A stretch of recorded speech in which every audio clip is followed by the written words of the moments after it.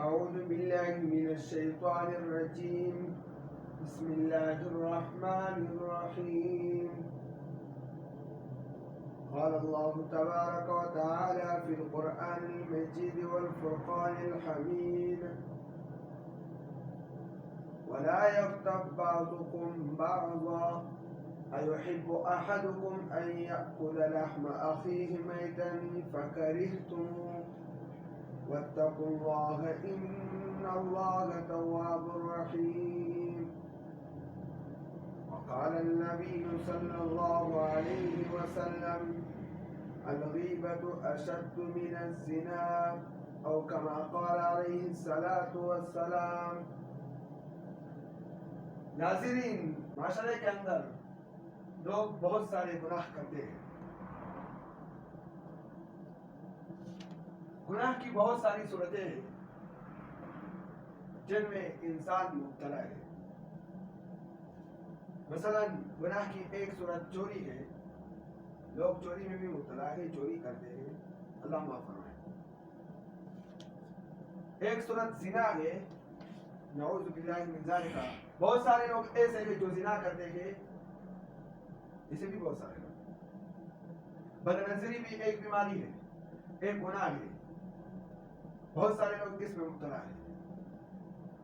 یوں ہی لواطت بھی ایک قسم کی گناہ ہے جس میں بہت سارے لوگ مبتلا ہیں. لیکن سب سے سنگین جرم اس زمانے کا، اس دور کا یہ ہے، وہ غیبت ہے. بہت سارے لوگ اس میں مبتلا ہیں، اور افسوس کی بات یہ ہے کہ اس کو گناہ سمجھتے بھی نہیں.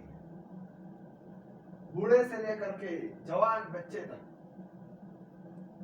جوان، بوڑھا، بچہ، سب اس میں مبتلا ہے.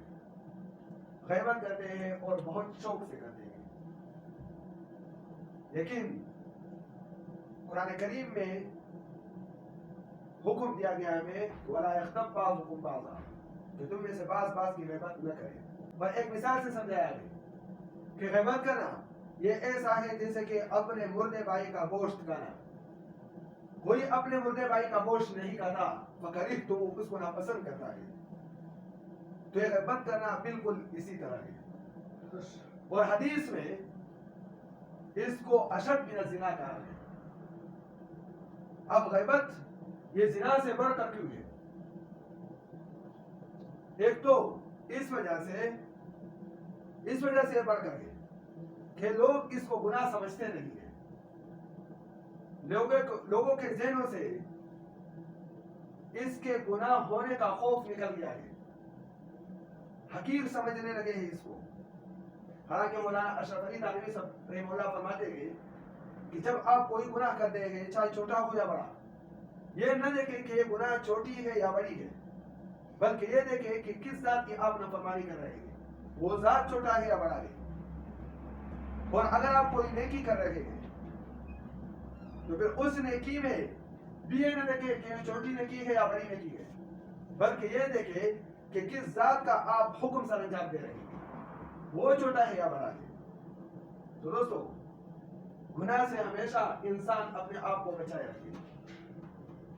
سنگین جرم جو کہا ہے تو وہ اس وجہ سے کہ ہم اس کو گناہ سمجھتے ہیں کہ یہ گناہ بھی ہے یا نہیں ہے. بہت سارے لوگ اس میں مبتلا ہیں اور بہت شوق سے کرتے بھی ہیں. اللہ تعالیٰ ہم سب کو ہر قسم کی گناہوں سے نجات عطا فرمائے.